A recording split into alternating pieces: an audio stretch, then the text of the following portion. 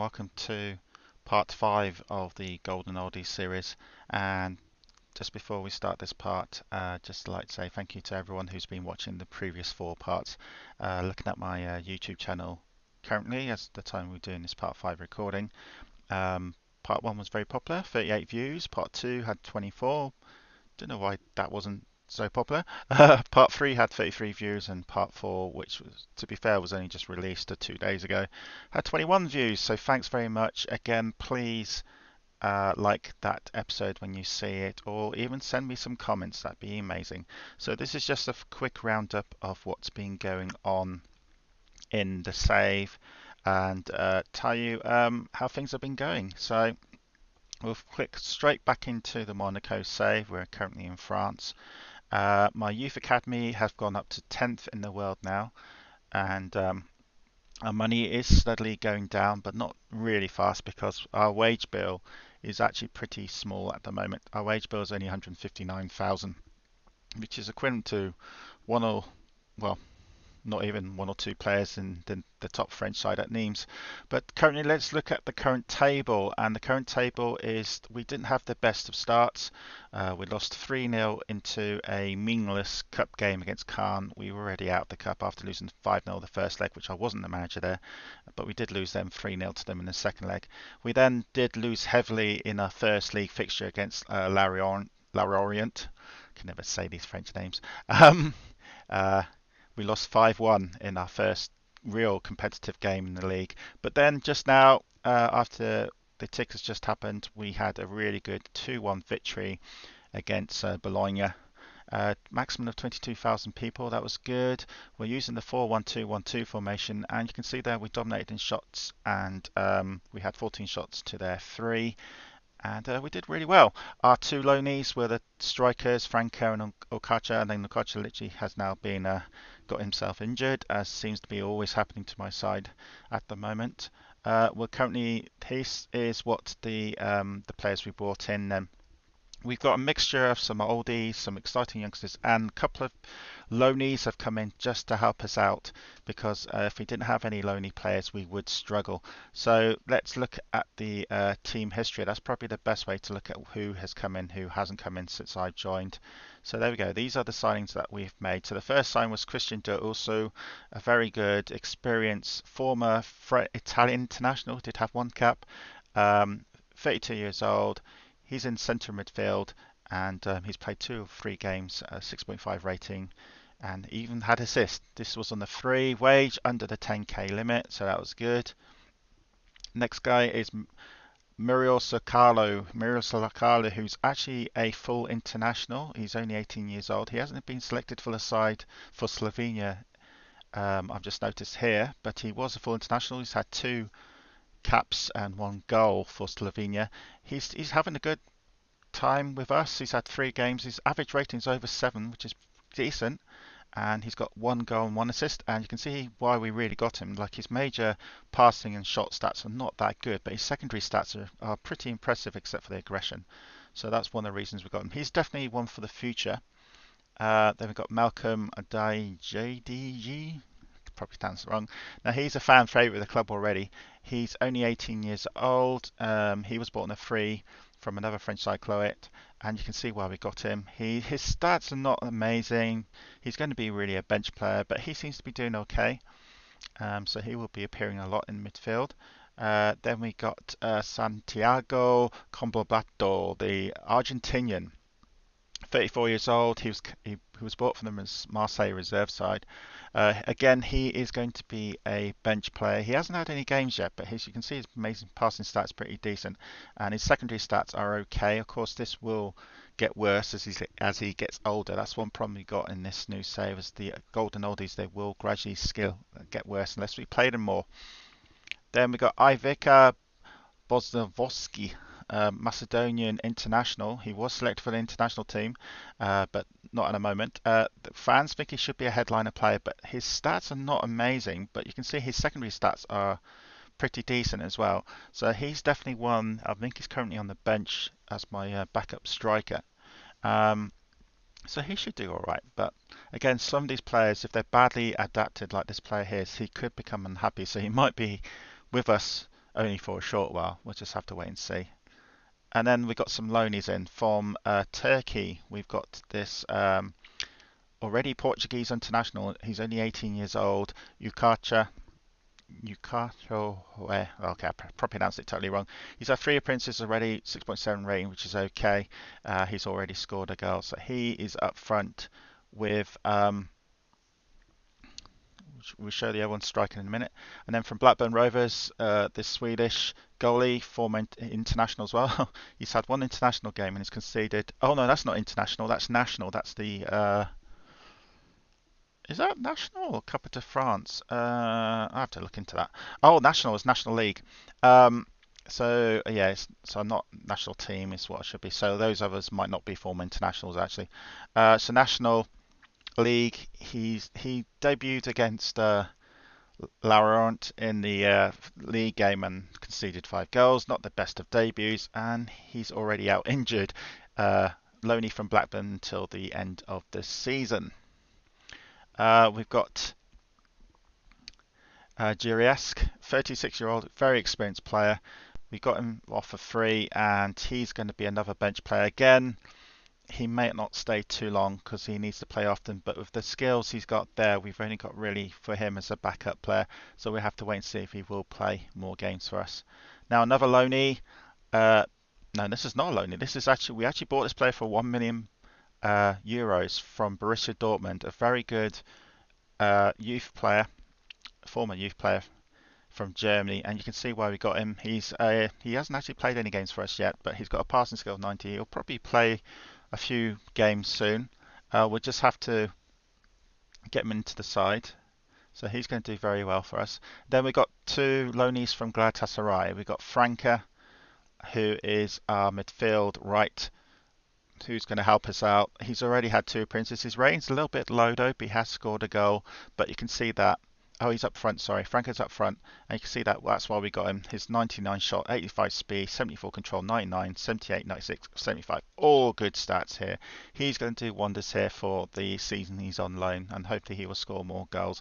Even though the 5.5 is a bit of a disappointing rating we got for him. And then Munitz. He is our defensive midfield centre. He's going to be the number 6 position, and he's already had 1 game for us, 6.0 rating. So again, very good secondary stats. Hence why we got him on loan, and I'm hoping he's going to do very well for us. So let's go and have a look at the results then in more detail.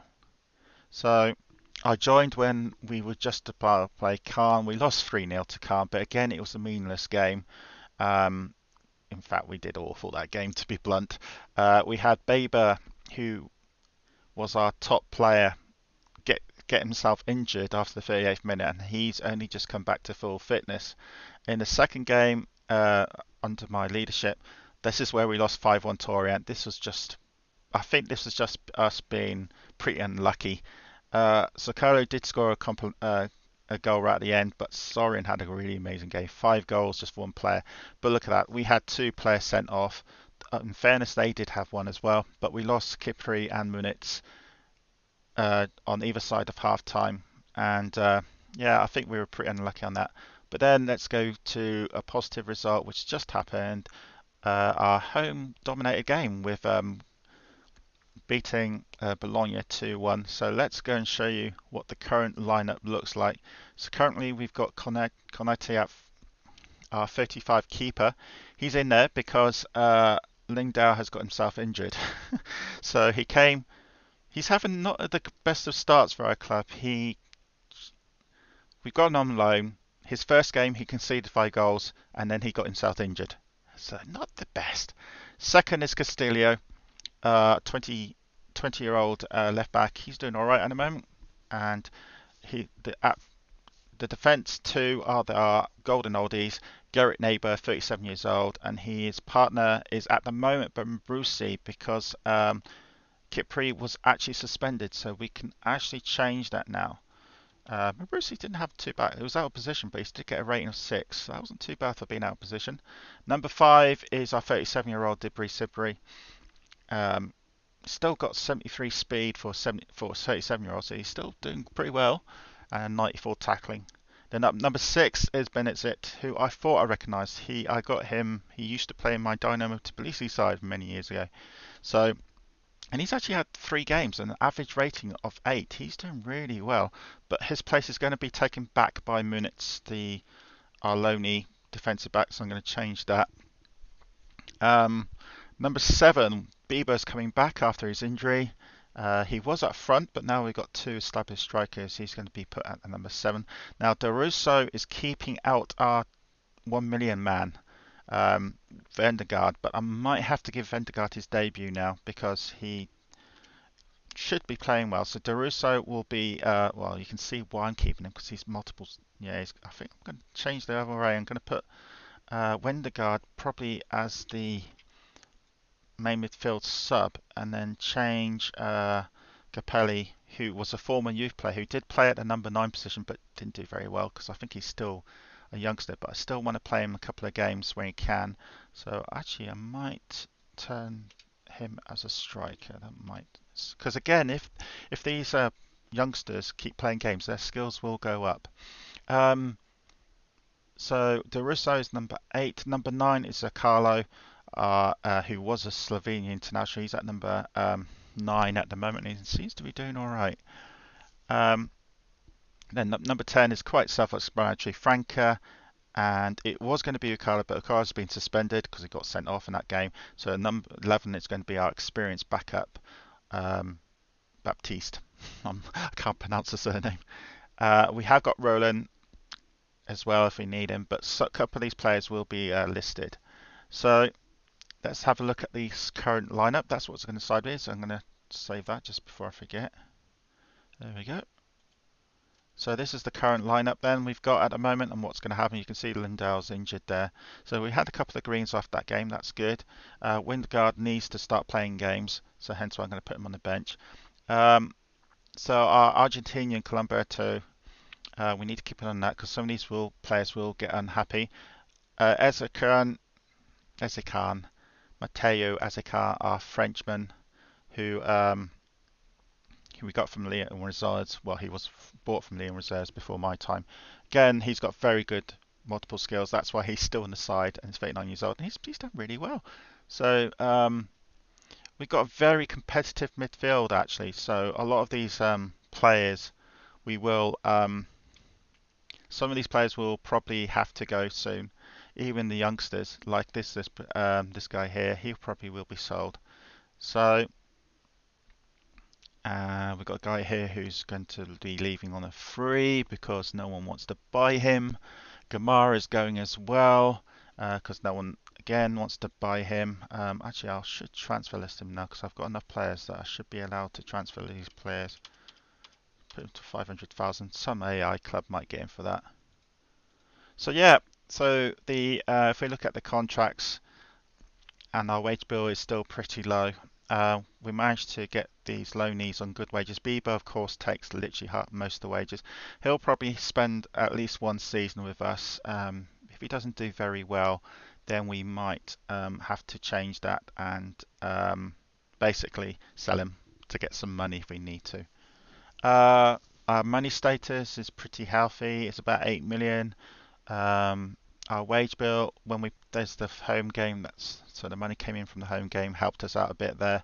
So if we make roughly 200 grand profit every home game, we should be all right because we lose about, I'm trying to find a standard week, which has not often, about 57,000 is a standard week, so we should be making some money slowly, but of course we need to get the money down a little bit more to improve our youth academy, which at the moment, even though we are ranked 10th, the youth academy isn't the best. It'd be great to get at least 1 or 2 really decent youth players into our side so they can start playing regularly in the first team, and then they will want their contract even sooner. Like Capella has only been since I've become the manager, our only former youth player who's now playing a couple of games. But at the moment, if you look at the current crop of youngsters that we got there, none of them really stand out, I'm afraid. So anyway, that's what the position of the Monaco save looks like at the moment. So we've played 2 league games, won 1, lost 1. We're currently 13th in the table, but we have got a game in hand over at least 8 sides above us. So that's good. Our next fixture will be on Saturday when we go away to Metz. Metz, a former top league side, and that's where Metz is. Let's have a quick look, see what Metz look like. Oh dear, yeah, we're probably going to lose that. They've got a really good striker. Well, you don't know, it could surprise us. We might do really well. I do not know. So there we go. So that's what the save looks like at the moment, and the next episode 6 will be in a couple of days' time, I think, when we've played a couple more league games. We might bring some more players in, we probably sell some players, and we might even get, if we're very, very lucky, 1 or 2 youth players. We'll wait and see. So that's it. That's the end of episode number 5. Hope you enjoy it. Again, please send a like if you like this episode and comment if you like. And I hope to see you soon for episode 6. Goodbye.